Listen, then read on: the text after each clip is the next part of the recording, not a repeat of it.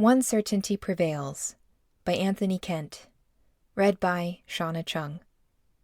Anthony Kent, with a master's in theology, is the editor of Elders Digest and a General Conference Associate Ministerial Secretary, Silver Spring, Maryland, United States.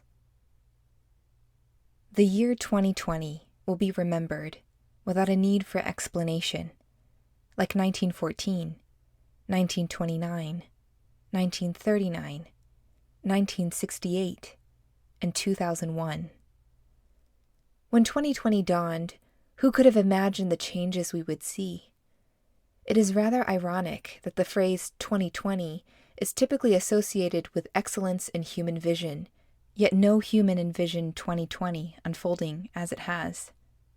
It is not just the changes that have occurred, it is the speed of those changes. In previous eras, transitions took decades. Alexander Graham Bell invented the telephone in 1876. It took more than a century to move from his invention to the smartphones we carry in our pockets today. The luxury of gentle, incremental change belongs to a previous time. One weekend, pastors were preaching in churches, and we had the unappreciated pleasure of receiving immediate feedback from the expressions on the faces of attendees.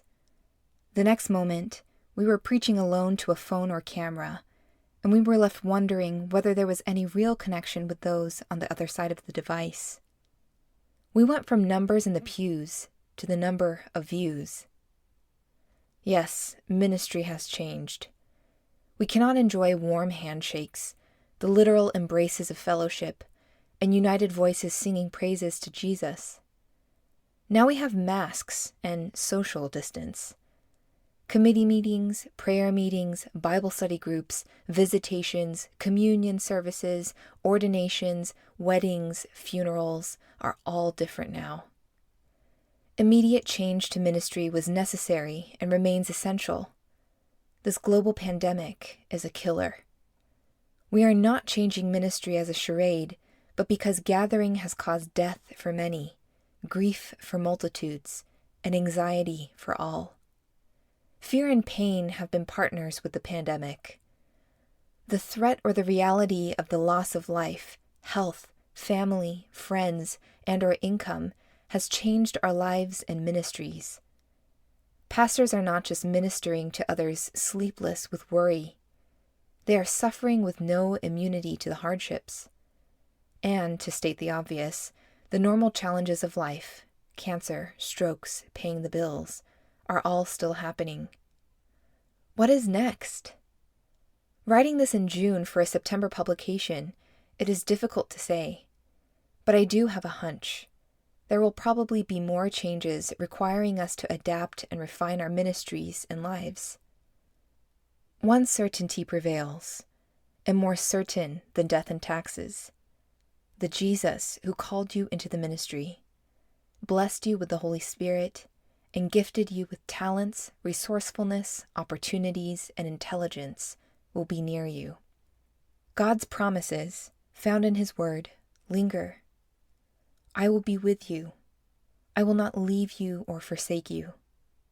Similarly, Hebrews 13:5 and 6. I will never leave you nor forsake you. So we can confidently say, the Lord is my helper. I will not fear.